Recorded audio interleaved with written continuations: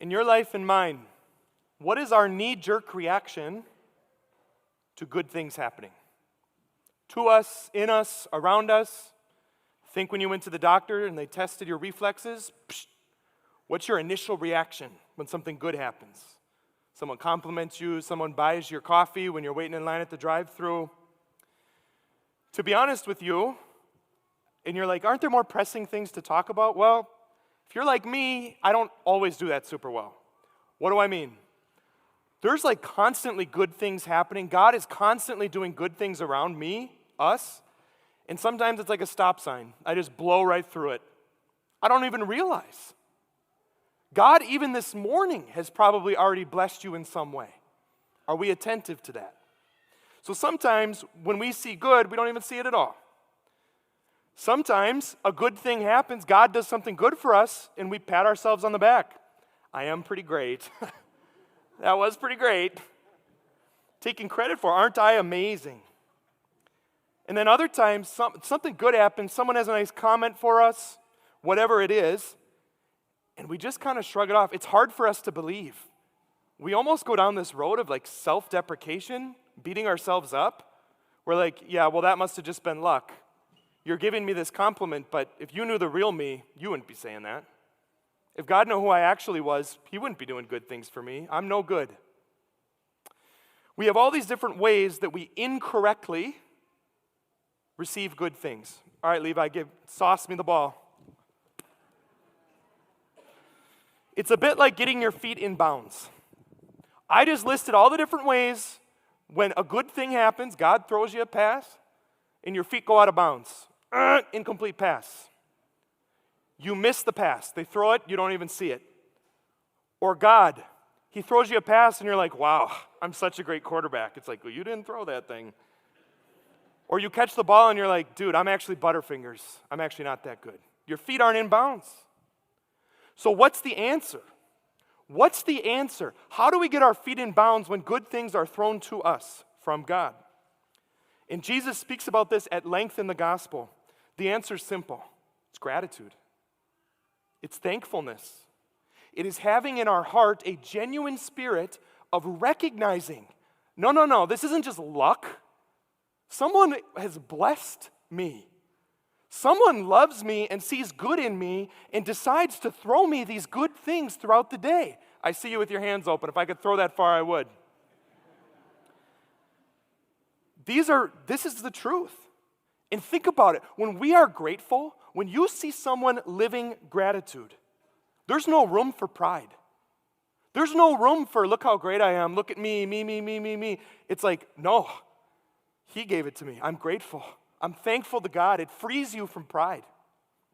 Also, grateful people typically can't beat themselves up. It's forcing you to acknowledge that there is good happening in and around you. It's getting your feet in bounds when God throws you the pass.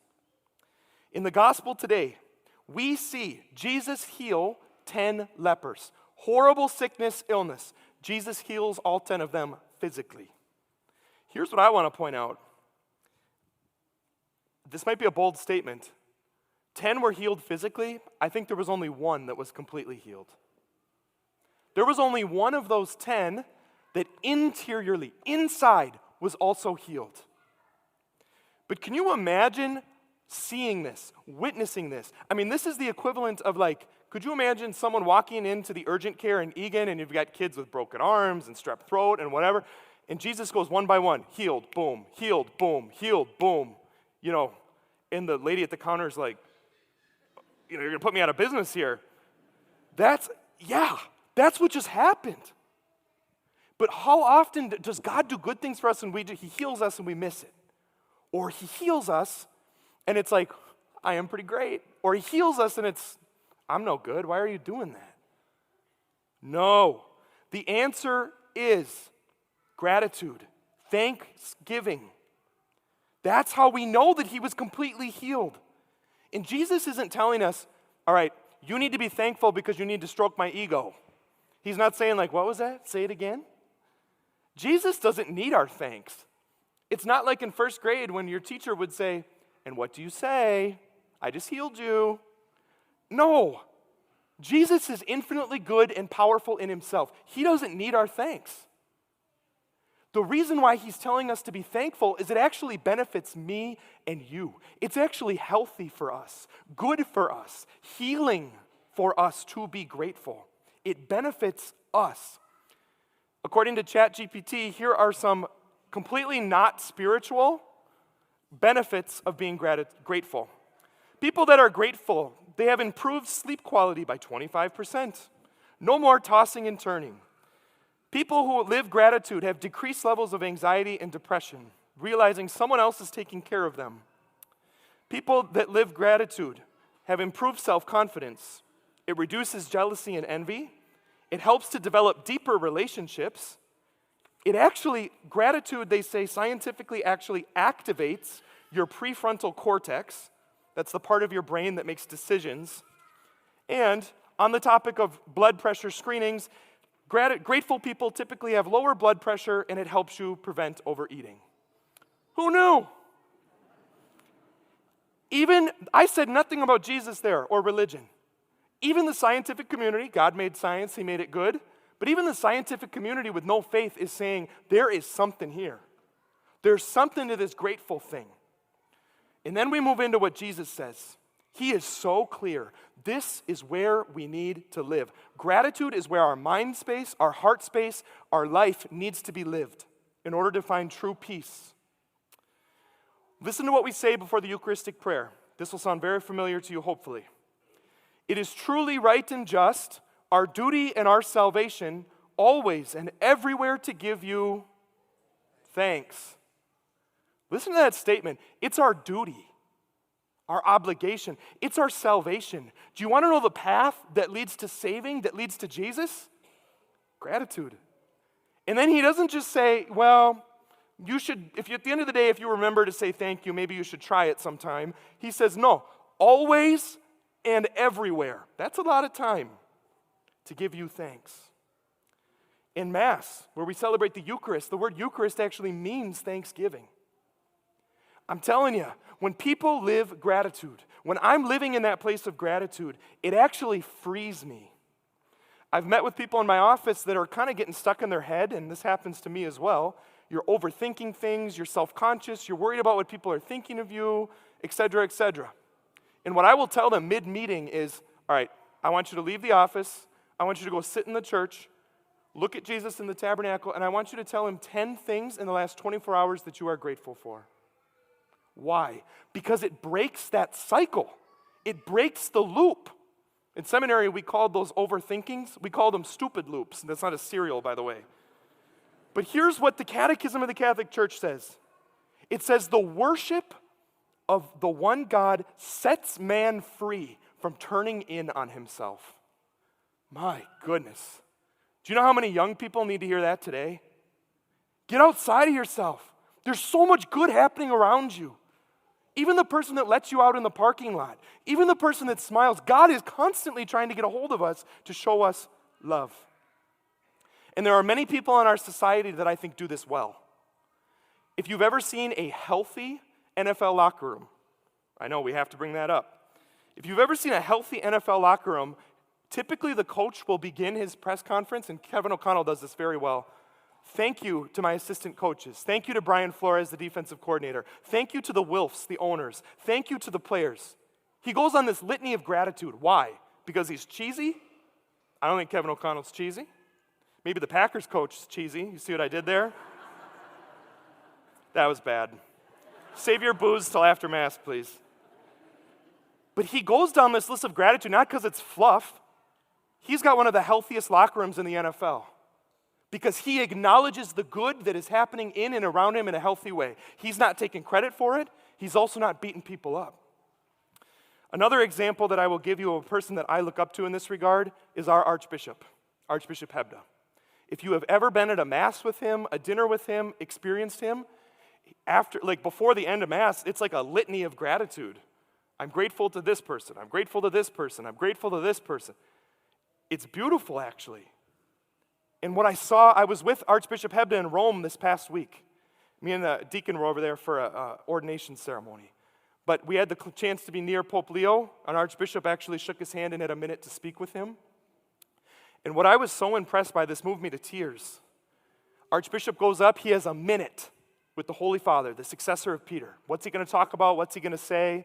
Is he going to say, look at all the wonderful things I'm doing? He goes up there with a folder of handwritten letters from the students at Annunciation. And not just that, these letters were written actually for the Pope and prior to the shooting. And so there are letters in there from Harper and Fletcher, those who lost their life that day. I was moved to tears.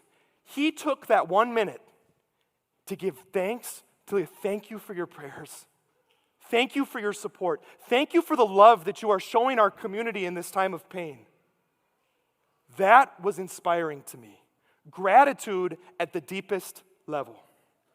And so for you and me today, are we aware of the passes that God has thrown to us? Do we even see the good things that he's been doing? And when we do we thank him? Do we thank God and do we thank others for the good that they are doing in life? I was convicted recently. This summer I was praying with a couple of priest brothers, and I'm like, hey, I just need prayers for this. I need help in forgiveness, which every human being does. I need help forgiving this person. And all of a sudden they're praying, and I feel in my soul, it's like something loosened. And now every time I've encountered that person that's been difficult, it's just been lighthearted. God healed me in that moment. And then a couple months go by, and in prayer, I'm sitting over in the rectory chapel, and God's like, hey, do you remember that? He's like, you never really thanked me for that. And like, it sounds funny, but like, it was like knee-jerk. Immediately, I hit my knees. I'm like, Lord, I am so sorry. Thank you. Thank you, thank you, thank you for the way that you heal me. Is there anything in your life that you need to thank God for? And how can we cultivate that more day to day? And same thing with other people. How many people in your life have poured out love and affection upon you? They've been God's mercy to you that need to be thanked for what they have done. Because again, it benefits us, not them. Father Tony always talks about historical sins, things from the past that come up that I want to be free of and bring to confession. I want to pose to us today, what about historical gratitude? What about those moments that your parents stayed up until 1 a.m. making sure that you got home when you were supposed to be home at 8 p.m.? What about when you were scared of monsters and your dad slept on the floor to make sure that you could fall asleep? These different things. Even people that have passed away, my brothers and sisters, can still hear you. It benefits us to show gratitude. It gets us outside of ourselves, and it is always right and just, our duty and our salvation, to give him thanks. And so I just ask you and your families, think of a creative way to cultivate this gratitude, whether it's a gratitude journal. At the rectory, after we have dinner together Saturday night, we'll each go around and say something that we are grateful to God for from the week. Maybe that's it. Or maybe spouses before bed, a very quick sentence. Jesus, out loud. Jesus, I'm grateful for this today. And then the other one. Jesus, I'm grateful for this today. 6 seconds total, I just counted. So, Lord, we just ask for your grace. It's truly right and just to give you thanks. Help us always and everywhere to give you the thanks that you deserve, because it sets us free and allows us to fall more deeply in love with you. Amen.